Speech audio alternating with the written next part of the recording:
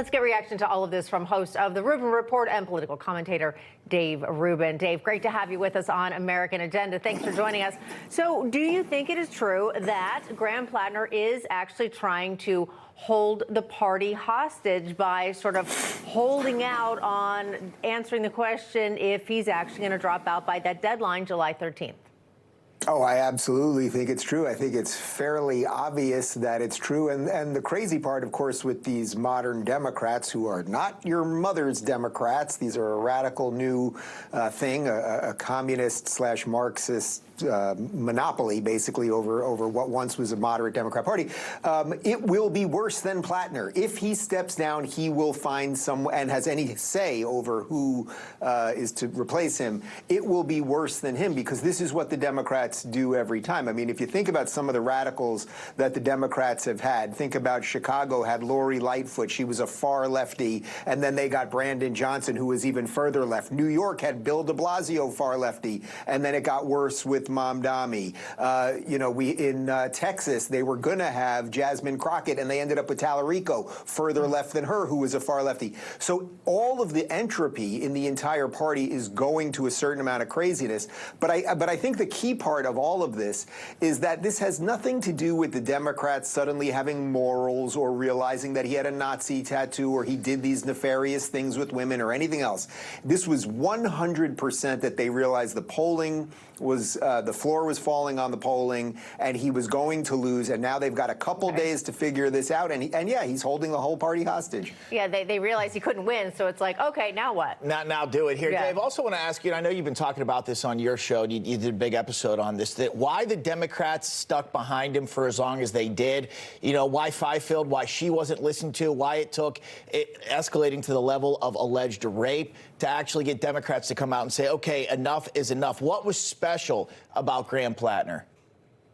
Well, that's the thing. There's nothing unique about him, right? You can't sit there and say, boy, this guy has an incredible track record as a businessman. He really should be a senator from Maine. You can't say he's an incredible orator, or you can't even say he looks the part. Look, I despise Gavin Newsom, but I will admit he wears a suit well, right? He has slicked back hair. He kind of looks like a politician, right?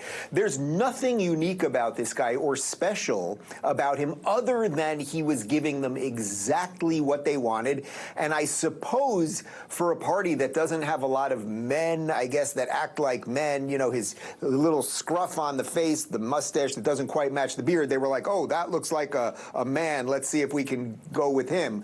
But then you see the track record that this guy has. And of course, you know, a month ago when the New York Times dropped that story and it was dismissed by all of these ridiculous Democrats, from Bernie to Ro Khanna and Elizabeth Warren and everybody else, it was dismissed because Fifield happens to be a Republican. Well, now a story comes out involving a Democrat, and then suddenly, like that, they all believe it. And again, that is the key to showing you this was about attaining power. They do things in lockstep, which is why nobody for a month bailed on the guy, and then everyone bailed on him at the exact same time. And also, they always seem to have the exact same talking points, whatever the topic is. It's amazing how quickly they message each other. Again, I'm like, didn't I hear that phrase like 5 minutes ago? And Bob's like, yeah. They do it the whole way down to the local level as well. It doesn't stop crazy. nationally. You'll hear mayors say the same stuff all the way down to local municipalities. Yeah. Speaking of saying things, though, Dave, I got to get your thoughts on this. I know you used to be on the political left, obviously, a big part of your trajectory. So I do want to get your thoughts on what author Stephen King,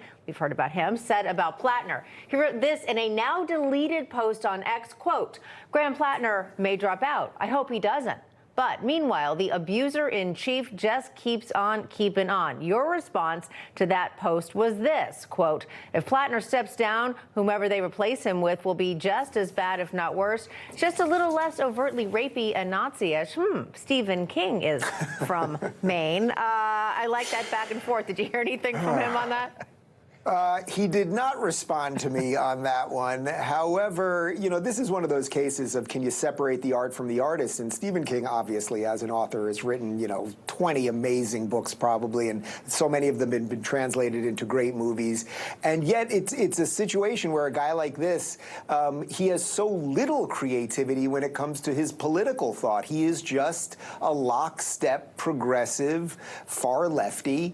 And of course, everything at the end of the day comes comes down to Trump, right? And this is one of the prime symptoms of what Trump derangement syndrome is. No matter how bad anyone else is doing, no matter what other horrible things are happening, you make it about Trump. I'm shocked, honestly, that he deleted that tweet, because he's had far worse ones than that. Yeah, and that's a part of the talking points. Wherever you can, quickly turn it it's always the and Trump blame pivot. Trump. Again, we've become so used to it. It's like multiple times every single day. Yeah. Also, I think about Stephen King, though. He has such a brilliant mind that simply must be warped in a very creative way based on what he writes, that when he writes this stuff or posts it, I'm not surprised at all. It kind of goes along with the odd brilliance that I would say he has. Like you said, Dave, totally agree, though. All about power. Willing to overlook so many different things till it becomes so egregious. Then finally they'll say, oh, okay, well, yeah, we're going to drop our endorsement of this person. Guys, Dave, you know what? It's going to be a fun couple days watching him run roughshod over these guys. Yeah. Good to see you. Thanks for coming on.